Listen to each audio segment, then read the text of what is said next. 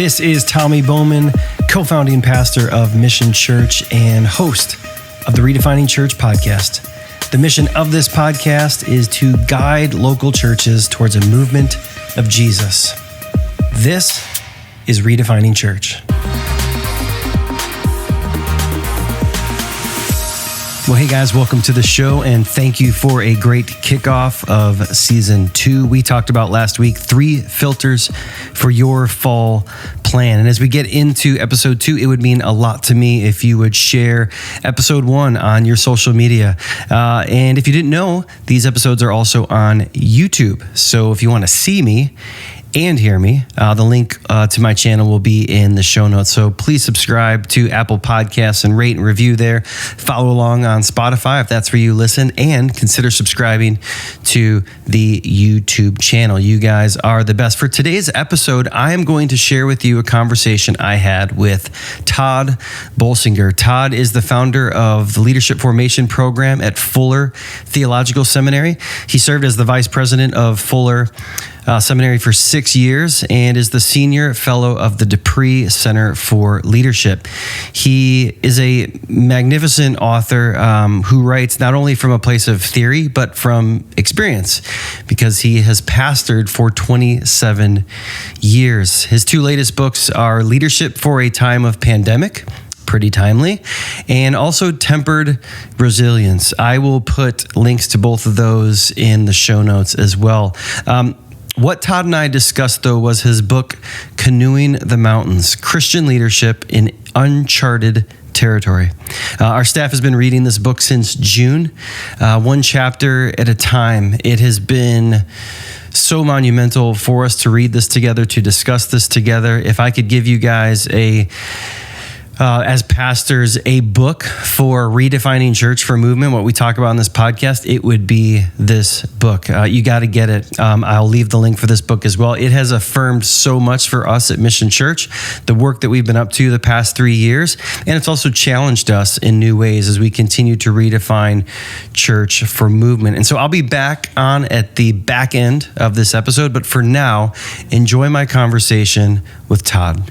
Well, hey, Tod, welcome to the Redefining Church podcast. It is great to have you with us. Why don't we, before we get into this interview, why don't you tell us where you're at? Tell us a little bit about you, your family, your life, kind of anything as an introduction.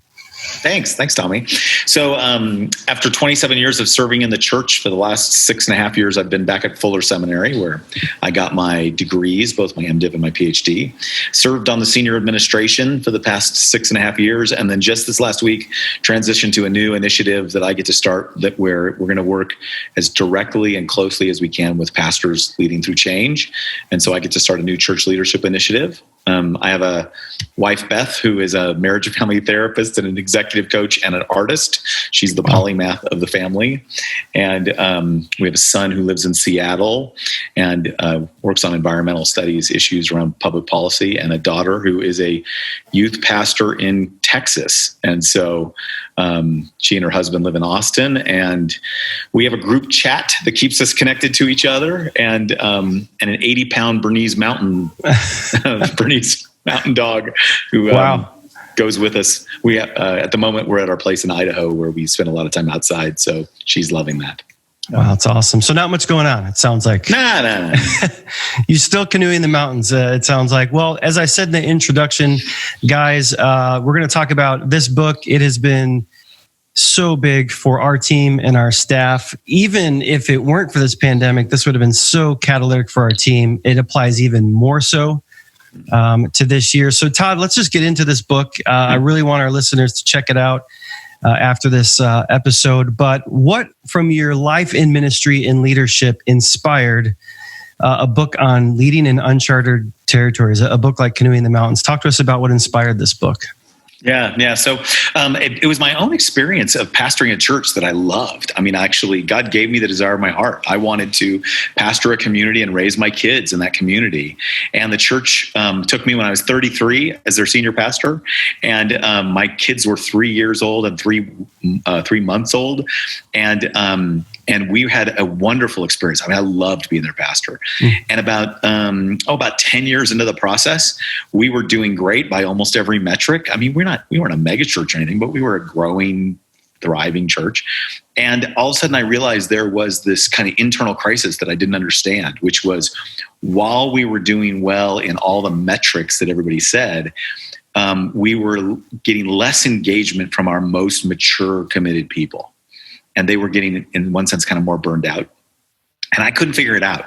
So what we did is I actually ended up calling a person to be a coach for me and a consultant. I had some funds that I could set aside for consultant. And I said to them, if you come up with some answer that says, like, you got to write a new vision statement, I'm going to fire you and talk bad about you, because that is not it. I know that's not it, but it is something, and I just don't know what it is. And what it basically led me to is this process where I needed to learn to lead in a different day than I had been leading in before. And it led me in a longer process about studying adaptive leadership. And 10 years later, I was writing a book on it myself, because I led a couple of change processes in our denomination and coached a bunch of churches and leaders. And that's kind of changed my whole trajectory of my ministry. Yeah. That's amazing. Yeah, listeners, if you probably don't remember, but episode 1 of the last season, how I kicked off this podcast, was my story of what you just shared. It was 2013. Mission Church was 5 years old, and all the metrics were exactly what we set out to. And I had what I called this gift of disorientation, this like crisis of church, of like, oh my gosh, I'm leading effectively in a direction, but I'm not sure it's the right direction. And I know our listeners can relate to that, that experience. Yeah, so good. Yeah. Right out of the gate in the first chapter of the book, you talk about how seminary might not have prepared you, or it didn't prepare you for exactly what you expected when it comes to leading the church. A lot of our listeners are seminary grads. So then what is required when it comes to leading in uncharted territories? If seminary didn't fully prepare you, then what is it that is required? And what did you experience that our listeners might be experiencing right now in their leadership? Yeah, so it was interesting. It was my own internal experience, and I didn't really have a name for it, because I had both an MDiv and a PhD from a seminary that I love, that I now work for.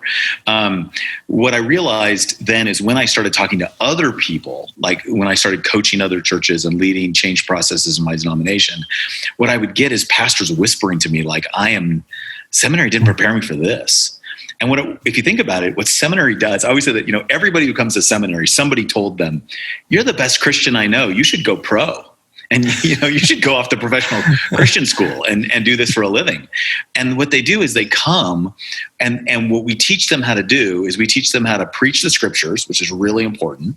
And we teach them how to organize and run programs, which is really important. And we teach them how to do pastoral care. But all of that assumes that it starts in a structure where people show up for our resources. They show up and we preach, we program, we do pastoral care. What I didn't understand, what was shifting dramatically, is that the place of the church in our culture is no longer assumed that anybody would just show up. And so now, of course, we're in this missional culture, and almost none of us were prepared for that. And even if we trained people in whatever those skills were, what you started realizing is that deep down inside, that's not what people signed up for. And so there was this crisis that was happening. And so the book Canoeing the Mountains is about a group of river explorers trying to find a water route, who then run into mountains and are told, hey, you have to choose. Do you want to canoe or do you want to explore? Because if it's really about exploring the world, then that means dropping the canoes. But if you built those canoes with your hands, and if you were an expert water rafter, and all of a sudden you're told, we're going to burn your canoes and you're going to have to walk or find horses, it's a totally different experience. And that's where most pastors are. And so what pastors need today is not necessarily what seminary does. It's a lifetime of training, not seminary pre-preparation. A lifetime of learning, of dealing with loss, and of navigating uncharted territory, where the primary experience is one that I have to learn as I go. And that's really hard. I mean, experience now is not necessarily the same as expertise. And that's really hard for most of us. That's so good. As you went into Fuller and as you've been teaching for so long now, how have you introduced moments of experience and not just expertise? I'd be curious as you've led and taught. How have you done that? Well, part of it is like I can remember sitting, I've told this story a lot to my students. I can remember sitting in front of my session, which is I'm a Presbyterian, so that's the board of, that runs the church, and saying to them, I know we have some challenges in front of us, and I can't preach any better than I preach. So if your answer is preach a really good sermon series or to be funnier or whatever, the answer is I'm the wrong person. And what most churches do at that moment is they get a new pastor. And what they need to recognize is what they need to do is become a community that together can learn through this moment what we need to do. And so what my experience brought was being a disciple means being a learner.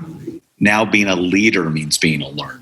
And being a leader means leading the discipleship community to continually learn, which starts with your capacity to stand up in front of a group of people and say, we have a challenge in front of us, and I don't know what it is, but we are going to go through it together. And and experience gives you the confidence of being able to do that.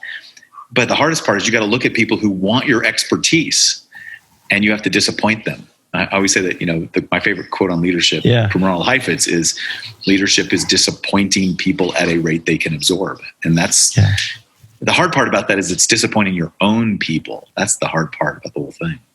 Yeah, it's so good. Yeah, you bring up that quote a lot in the book, and it's good. Our team uses it all the time. And I love what you just shared. I mean, we all know about the importance of vulnerability, but I think we and our listeners, we don't give it the credit it needs. So like when you go up in front of your people and just let them know, hey, I went to seminary. Yeah, I probably studied the word maybe more than you, but I'm human just like you. And I actually don't know how to lead what's ahead, but I trust the Spirit of God in me and in our church, and we're going to do this. How much that inspires people and even kind of provides some freedom, because it can't be on one guy and the preaching. So good. Yeah. You get into a chapter on culture and organizational DNA. And we all know the famous statement that culture eats strategy for breakfast. And it's so true. Something that you wrote that I want to just make sure I get it right. You said that in times of stress and change, churches have a default functioning. You call it the organizational DNA, and it dominates. So it always exists, but you point out that it dominates in times of stress and change. And what we've been saying through this pandemic is it's not that new things have become true of organizations. It's that what is true is just coming out. It's being revealed like never before. So pastors are 6 months into leading through this. Talk about uncharted territory. What could or should pastors right now be taking away from the last 6 months regarding what they've seen in and through their church? Yeah. So that's the right question, by the way, Tommy. Like if I could get pastors to do anything at this moment, it's to stop thinking I have to solve the pandemic and instead think in terms of seeing my church accurately. So if I see myself accurately, you can build on that. So the way to think about this is your core DNA are your actual values. And I don't mean good or bad. What I mean is they're not your aspirational values. So if I come to your church and I visit you and you tell me how you're a church that is deeply committed to, planting new churches, and you don't show me any churches you've planted, it's not a value. Right, exactly. I always said, so I'm out of the more evangelical tribe of the church, and literally I had to confront that I pastored churches where we hadn't had many adult baptisms. So how many people were we sharing the good news really with? So then instead of feeling shameful and saying, well, we should do it, that almost doesn't do you any good. Instead, come back and talk about what you actually are. And think about that in your actual core values, there is something of value that if you can adapt it in a healthy direction, it becomes the gift that you can give to your community. And so that language is really important in adaptive change, because what you're talking about is adapting the healthiest part of who you are, dismissing the unhealthy parts, solving them, addressing them, but taking the healthiest part of who you are, and then saying there's something in there that is a gift to our community that we are going to bring missionally forward. So good. Yeah, you referenced Patrick Lencioni talking about values. If you guys want to learn more, his book, The Advantage, talks a lot about that. But I think too, and we've talked about it on this podcast, we stole our initial values from the church that helped plant us, reaching, restoring, and reproducing. We're like, these are great. They were aspirational. And then we're like, oh man, we're terrible at the reproducing thing. It's not really a value. And then we actually looked at our culture and we looked at our hearts and what God put in our hearts. We're like, we really value gathering, growing, and going. Let's not only make those our values, but let's measure them now. And so I think you would agree. I want to give you, pastors and listeners, the freedom to really look at your values. And yeah, maybe they've been a part of your church for 20 years and you're scared to take them off your website, but feel the freedom to do that and actually call your values what are your values. And chances are, how you've reacted and responded and led the last 6 months through this pandemic, like the top 3 ways you've led, I don't know what you would say, but I would say those are probably your values. Yeah. So here's one of the things. This is an exercise when I consult. This is the simplest exercise for getting at values. This is what I tell people to do. So just to understand this story, my grandfather's name is Guido Evangelisti. Like literally, like here on the wall. That's it's a picture from the village he came from that I took when I visited his village in Antracoli, Italy. So it's my mom's side that's why my name doesn't have it, right? It's my mom's side of the family. I'm surrounded by Italians here in Chicago, so I appreciate that. Yeah. So he came to the United States through Ellis Island, the whole thing, as a 17-year-old, ended up opening an Italian restaurant with my grandmother where I was babysat when I was a kid. He had 2 huge values passed on. One was family that is cultivated around food. Our meals, our family meals are legend. The second is education. He just believed that if you got a good education, you could be anything. Passed that down to us. Well, so now my generation, I'm his grandchild, I'm 56. My generation, we have passed down those family recipes and we have those family dinners. We did family dinners with our kids and we have education. There's like 20 earned degrees in my family generation. Now, here's the important thing to know. My grandfather died when he was 60 and I never knew him. So those values were passed down without him actually passing them down. That's how deeply they are embedded. And second, because I'm 56 and my kids aren't in a hurry to give me grandchildren, and I'd like to live longer than him, I can't eat the way he ate at those family meals. So we've had to adapt all our family recipes. So what my grandfather ate on Tuesday, we now call Christmas. We eat that once a year, right? And what it points to is your values endure and they have to adapt. Now, how do you get to those values in your church? The way I just told you. You tell stories. So what I tell people is don't gather with a group of people around the whiteboard and say, so what are our values? Instead, gather a group of people around dinner tables, because I'm Italian, and tell stories. Tell stories about when you were the most animated, the most excited, the most alive, why you came here, why you stopped church shopping. When you tell those stories and cultivate those stories together, pretty soon you start getting your actual values. Then make those the healthiest values that can be a gift to your community. So good. And that made me hungry too, by the way. So great story. Perhaps my favorite part of the book, mostly because it really speaks my language. You talked about constancy and consistency. So you said, if constancy is the hallmark of a trustworthy leader, then consistency is the hallmark of a trustworthy system, which is great. So I have here the listeners of this podcast, to some degree, they want to see a movement of Jesus like flow, this missional movement flow in and through their church. We talk on this podcast about being fueled by the why. You have a chapter called The Mission Trumps, but pointed towards this clear vision and then working strategies. So when it comes to consistency and constancy, where does that come in when it comes to achieving that end, that vision of a movement of Jesus through their church? What's the role that plays? Yeah, so think about this. This is the irony, right? People trust you when you're constant, which is my way of saying, as a leader, you show up congruently. You show up the same way. So I used to always say, I pastored in a relatively small town. It was a small beach town. And what was really important is if someone passed by my house when I'm watering my lawn, that it looked that I was the same person they would meet on a Sunday morning. Like that was really important in my community. Because if not, that would get out quick. It would just get out quick, right? So I needed to be the same person showing up with a sense of congruence. Relational congruence is the way I talk about that constancy. In an organization, that means that you live out your values consistently. Now, what's weird is how does constancy and consistency lead to change? Because change, by definition, disrupts all that. Oh, we used to be doing this, now we're doing this. Wait a minute, I thought you'd say you'd be consistent. And what you're trying to say is, at the deepest level, we are being as consistent as we possibly can. These are our values. This is what matters. Here's what our mission is. We are changing because the environment is changing. And in order to live this out, we have to do this. And it should make sense, even when it's disappointing people. So as a church, when we said we are going to be a multi-generational congregation, that meant that we were not as hip as the young church down the street, and we were not as traditional as the older church on the hill. And we disappointed everybody who wanted those two extremes, because what we said is our big value was this should be a church where 4 generations can worship together. Wow. If great grandma is still alive, she should be able to hold a baby in her arms in our congregation, and her great grandchild. That's going to mean sacrifice by a lot of people and a lot of things they wish they would have. But that's what makes us different. And we can bless the church down the street, we can bless the church on the hill, and we can be ourselves.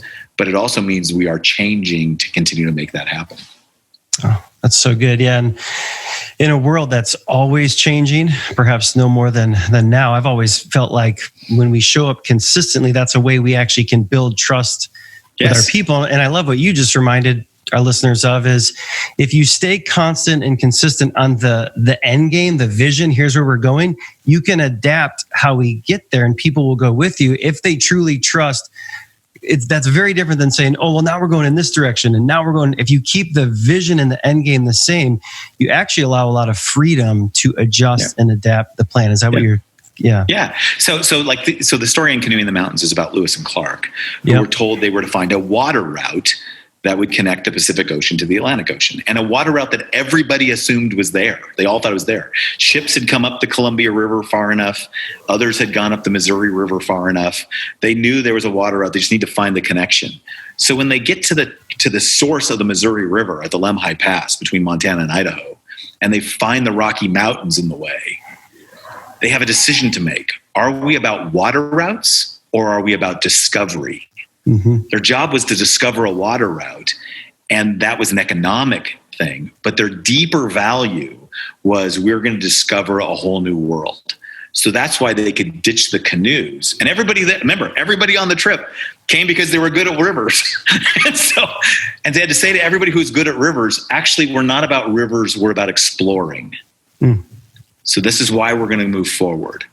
And that's where we are today in the church. It's literally saying the church is no longer about membership, about who's here. Like I had a Silicon Valley consultant say to me, nobody cares about your company. He was talking about company, and nobody cares if your company survives.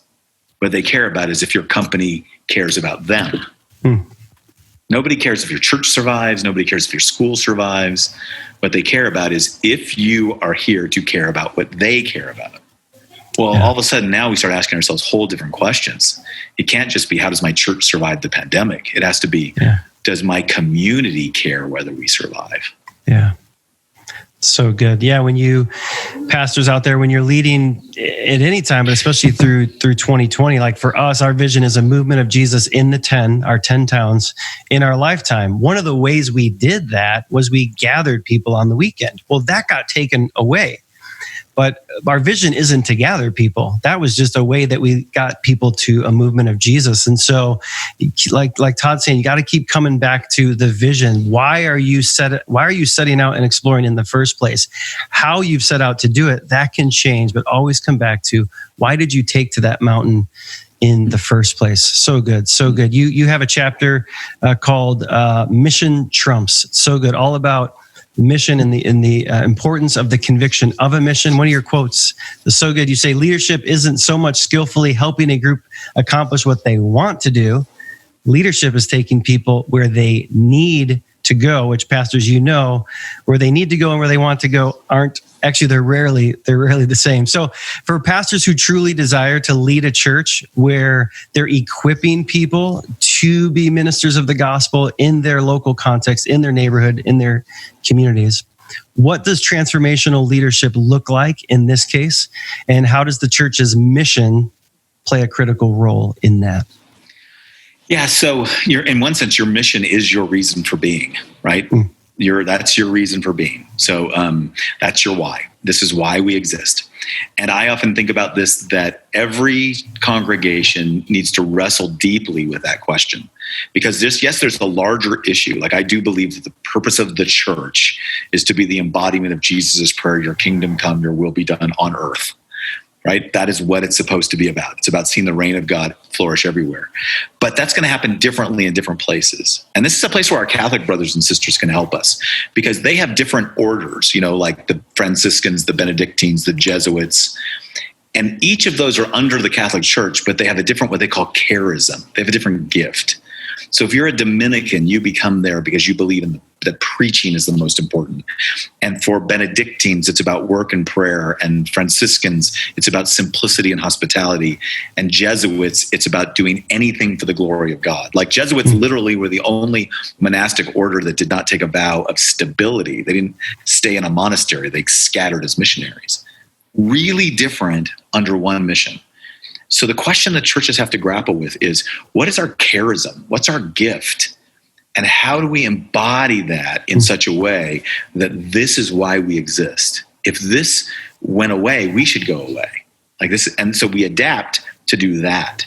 And I think one of the reasons why I talk about the mission, and it's interesting, I wrote the book in this chapter in 2013, or I never would have said the mission trumps, because it would have been too controversial today.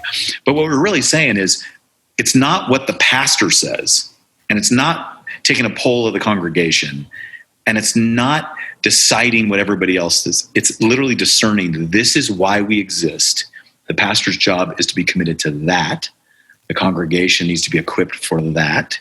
The community needs to experience that. And that's what we're responsible for. So good. Yeah, that's funny that you mentioned that back in 2013. Everyone always has people leave their church. It's just part of the nature of things.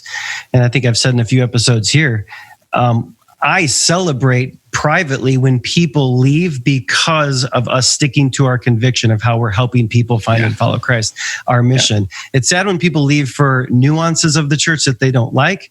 But I actually think if they can't get down with your why, your mission as a church, that's actually something to, obviously you don't throw a party when people leave. There's a sadness to it, but that's why you want people to leave, is because they're not in line with the conviction and the why or the mission of your church. It's really good. Speaking of, you go ahead. Were you going to say something? Well, I was going to say that the hardest part, I hate when people left my church. I lived in a small town. I would run into them. There was always awkward. It felt bad. There's no way to not feel like I was disappointing them. Yeah. But the truth of the matter is, the worst part isn't people leaving. The worst part is people staying and trying to sabotage the mission you're committed to. I wrote a whole new book on resilience, because everywhere I went to talk about Canoeing the Mountains, what people really wanted to talk about was sabotage. Like I said, that the person who invited me to come speak to the 150 clergy would take me to dinner and say, here's the problem. I don't have a single person in that room who has the stomach to do what you just said. And so I've had to work on and think about the notion that the hardest thing isn't the external challenges. It's not the mountains. The hardest thing is the internal resistance of the very people who asked you to lead them. And that's what sabotage is. Let's stay on that, because our team, literally, we read that chapter together this week. We discussed it this morning. I think it's chapter 13. So, pastors, we all know it. Maybe you haven't admitted it, but there are saboteurs. There's people who are, and they don't even mean harm. There's sabotage coming your way. The question is, are you ready for it? Are you prepared for it? You talked about too, which really stood out to me, is I think most pastors are people pleasers. I am the worst of them all, or the best of them all, depending on how you look at it. But I've had those meetings, and I've taken it so personally when it's really not about me. It's about maybe the direction of the church. So let's just talk about sabotage. We all go through it as leaders. What would you say to our listeners about that? Well, the first thing about sabotage is to realize that it is normal. It happens 100% of the time. Ed Friedman, the person who talked about it, said, you cannot think you have been successful once you've accomplished a change. You have to accomplish the change, then survive the sabotage, then you are successful. And if you don't believe me, ask Moses. I mean, we actually see this when I get asked to preach, which I preached every week for 27 years, and now I preach infrequently. But usually one of the texts I preach on is Exodus 14 through 16, where literally Moses had to grapple with his people who kept wanting to go back to slavery. Like, Red Sea's on one side, the chariots are coming. Oh my gosh, we should have stayed. They get through the Red Sea. They get to the other side. Great celebration. 6 weeks later, they're saying, we're hungry. They killed our children, but at least we had leeks and onions for lunch. Let's go back. Like, it's normal. That's the first part. The second part is to realize this isn't the bad things that evil people do. It is the human things that anxious people do. Sabotage comes out of people's anxiety. And I know that because I've been the saboteur. When I get anxious, I want to stop what God is doing. I want to camp in this moment. I want to go back. Like, you see this happening in the church left and right. People who are like, when can we get back to normal? I just want to say, if I could get any of your listeners to do two things, get rid of the word back to normal, that phrase, out of your idea, and get rid of the idea that you're going to reopen the church.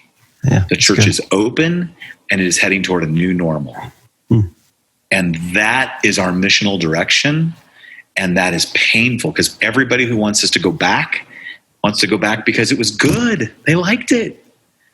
And everybody who wants us to reopen, it's because we want to go back to what was good that we liked. That's sabotage. Sabotage does that. So good. Yeah. So churches, as you are, talking about your fall plans or what 2021 is going to look like, take that advice. Don't say back, to normal. Don't even use the word back. Use language like the way forward. This is where we are going. And which Tod points out in his book a lot, expect sabotage. And if you don't get it, you probably aren't leading people forward to take new ground. So our leadership is actually leading people who are sabotaging us into their own transformation. That's so good.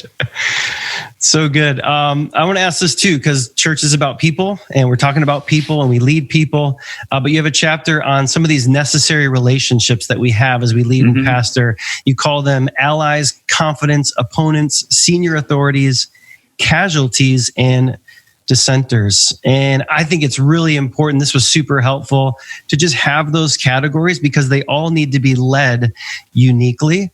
So the question I have is, how might pastors be mishandling any of these 6 relationships, and how should they be intentionally leveraging some of these relationships that perhaps they're not? Yeah. So first of all, so this is a work of Ronald Heifetz and Marty Linsky. This is not, I took this work from them. It's really helpful. Yeah. And why that's helpful is it helps us realize that leading change is a relational activity, right? We lead relationally. And this is important for us as pastors because many of us connect leadership and relationships as different. We disconnect them. So we often see this in language like, say, here's my favorite images. I'm a shepherd, not a leader. I shepherd my flock. I protect them from the wolves. I take care of them. Well, in the Old Testament, shepherds are all military leaders. Look it up. Right? The point is that the leader who is the shepherd is the leader who loves and cares for the sheep whom they are leading into battle. So what we're reminded of is that our mission is still most important. We just love our people through that process of the mission, which is why this is so hard. So when you take these 6 categories, what you're really doing is you're saying different people show up in different ways. And so let me just say the one I think is the most important confusion for most pastors. Please. It is the difference between confidants and allies. So you need people in your ministry who are your allies. They are the people who stand shoulder to shoulder with you and say, I am committed to that mission with you. And they are so committed to the mission at times they're not even noticing you, but they're next to you. That's different than confidants. Confidants are the people who say, I got your back. I care more about you. If you ever need to take a break, boss, let's take a break. Like they care more about you than they do about the mission. You need both, and you need to not confuse them. Wow. That's super helpful, because the mission and the vision and the values on our wall, they're like my kids. Like, that's how much I care about them. And there's been times where I wanted people, at least in my church, to love that more than they even love me. And I think what stood out about this chapter, and I talked about this with our staff, is how much I need to appreciate more the confidants in my church who come beside me. And they might not be as sold out to what's on the wall as I am yet, but they're putting their arm around me. They're encouraging me. They're taking me out for meals, for coffee. And it just really helped me understand why both are important. Question, just because I'm curious, would you say I try to continue to lead that confidant to become an ally, or just let it lie where they may? How would you answer that? Well, I tell the story because I have a person in my life who was like this.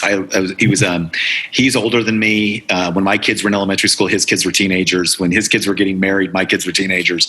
He was the person who, when I started thinking about that maybe there was a new call in my life, he was the one person in the church I started talking to about it.